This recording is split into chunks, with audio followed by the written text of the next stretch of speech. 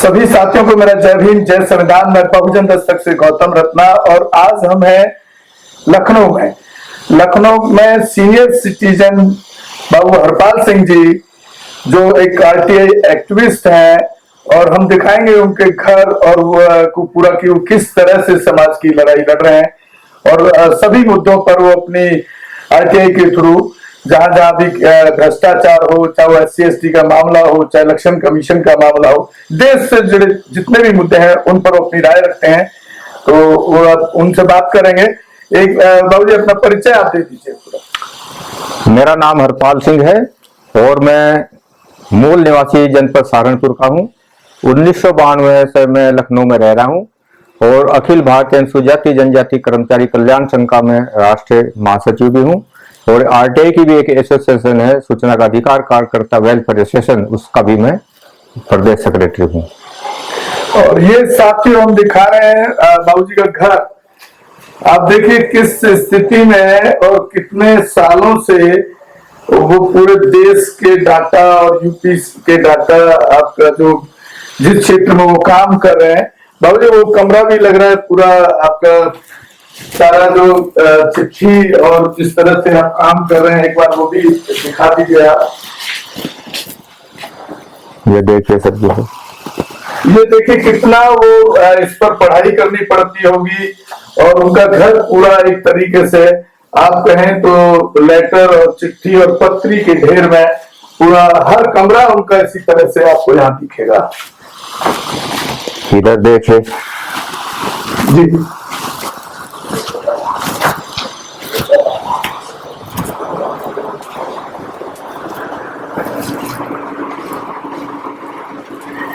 ये स्टोर है।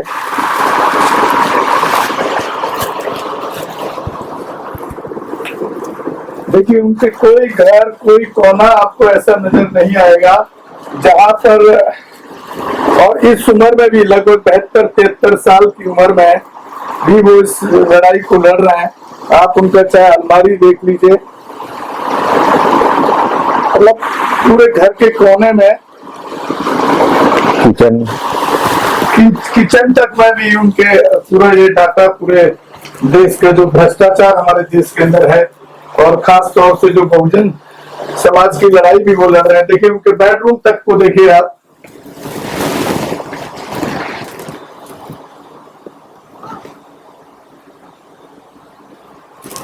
ये उनका बेडरूम मैं दिखा रहा हूँ।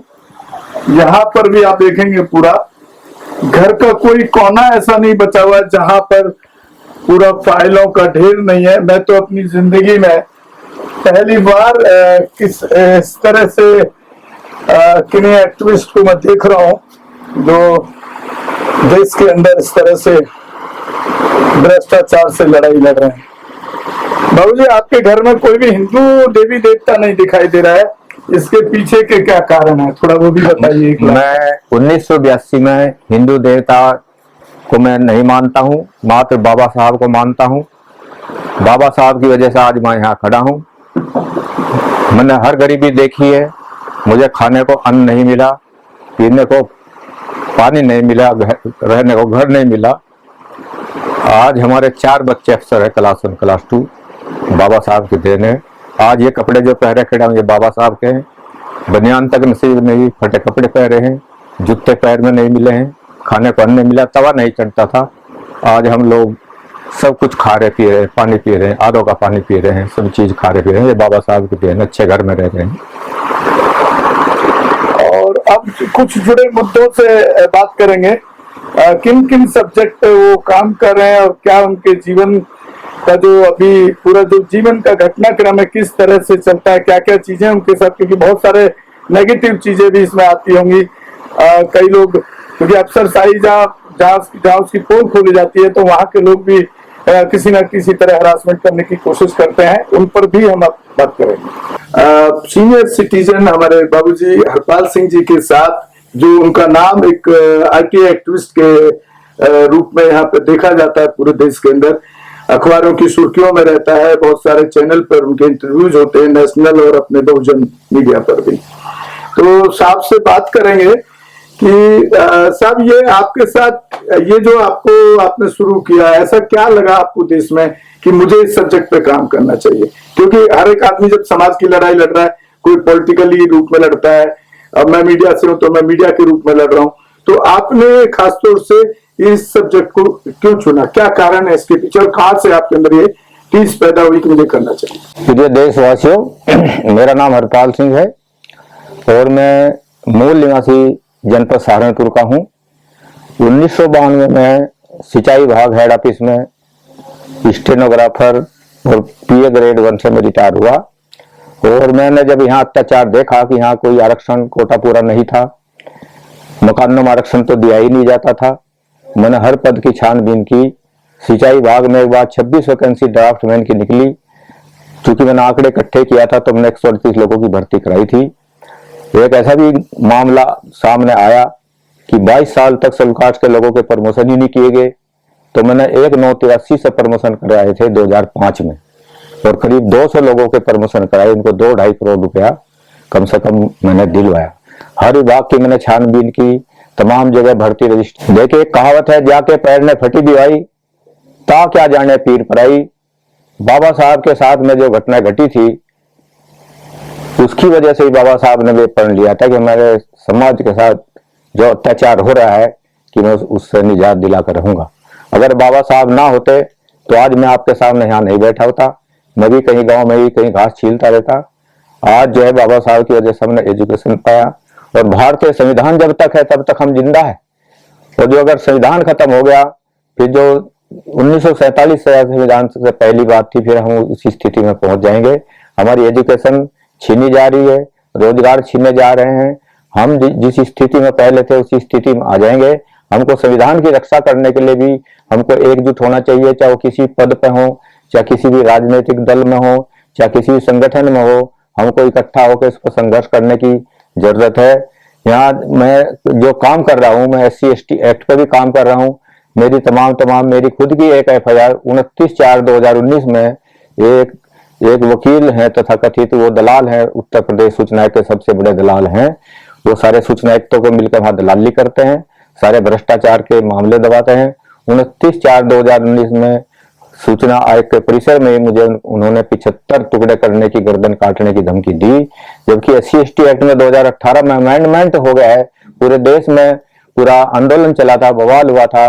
फिर केंद्र सरकार ने, सुप्रीम कोर्ट ने भी उसमें आदेश ये किया है कि पहले आपको 75 टुकड़ों में काटने की धमकी दी गई, उसमें आप FIR करने नहीं गए, पुलिस के पास कंप्लेंट नहीं गए, संविधान के रास्ते से? क्या मैं 29/4/2019 में भी पोर्टल पे भी डाला गया था, मुख्यमंत्री पोर्टल पे भी, रजिस्ट्री भी की थाने में, व्यक्तिगत रूप से भी मिला, SSP को भी मिला।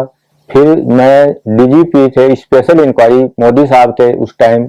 मुझे उस टाइम ज्यादा जानकारी नहीं थी कि पहले FIR ही दर्ज होनी है, बाद में जांच भेजना होती है। तो मैंने कहा, साहब गोमती नगर सर्किल वाले मेरी FIR दर्ज नहीं कर रहे हैं, तो इसको आप किसी दूसरे सर्किल में भिजवा दें। तो उन्होंने गाजीपुर सर्किल जब उसको भिजवा दिया तो उसके बाद वहां जांच रिपोर्ट भी आ गई फरवरी 2020 में। तो फिर मैंने बाई नेम चिट्ठी लिखी, DGP स्पेशल इंक्वायरी को भी लिखी, DGP हेडक्वार्टर को भी लिखी कि वहां से जांच रिपोर्ट भी आ गई। उसके बाद भी मेरी FIR दर्ज नहीं हो रही। 6 जुलाई 2020 में, मतलब 14 महीने 7 दिन लगे मुझको FIR दर्ज होने में। जबकि सुप्रीम कोर्ट का भी आदेश है और अमेंडमेंट हो गया एक्ट में कि पहले FIR दर्ज होगी, उसके बाद ही मतलब जो है जांच बेचना होगी। यहाँ जांच के बहाने टाला जाता है और हम लोगों की FIR एक मामला नहीं है, पूरे देश में, पूरे प्रदेश में हम लोगों की FIR आज भी दर्ज नहीं हो रही है। 7 दिन में पैसा मिलना चाहिए 25%, वो नहीं मिलता है। मतलब जब आरोप पत्र चला जाए न्यायालय में तो 50% पैसा तब मिलता है, 25% पैसा बाद मिलता है। मुझको जो है 2 लाख रुपए के हिसाब से पैसा मिलना था, मुझको जो है 1 लाख के हिसाब से पेमेंट कर दिया। मुझको मात्र अभी 75,000 मिला है, जबकि मुझको 1.5 लाख मिलना था। तो इस तरह से SC/ST एक्ट जज ने, उस शैलेंद्र सिंह चौहान जो वकील था जिसने मुझे गर्दन काटने की धमकी दी थी, हत्या करने की धमकी, 75 टुकड़े करने की, उन्होंने उसको जमानत दे दी है। मैंने SC/ST एक्ट के जज के खिलाफ भी हाई कोर्ट लखनऊ बेंच में मुकदमा किया है। हाई कोर्ट लखनऊ ने 10 जुलाई में काउंटर मांगा था। अभी जज साहब जो है उसका काउंटर आज तक नहीं दे पाए, अगली डेट अभी नहीं लग रही है। एक मामला नहीं है, एक अभी अलीगढ़ का मामला मैंने मेरे संज्ञान में आया था, वो लड़का मेरे पास भी आया था, पुलिस ने उसके साथ इतनी बदतमीजी की, वो पता नहीं जिंदा कैसे है, और वो आदमी इतना पीड़ित है कि वो सुसाइड करने की कगार पर है। हमारे चैनल बहुजन दस्तक को लाइक, शेयर, सब्सक्राइब देखना। मत भूलिएगा। जय भीम, जय भारत, जय संविधान। नमो बुद्धाय। धन्यवाद। चैनल आर्थिक समस्या से गुजर रहा है।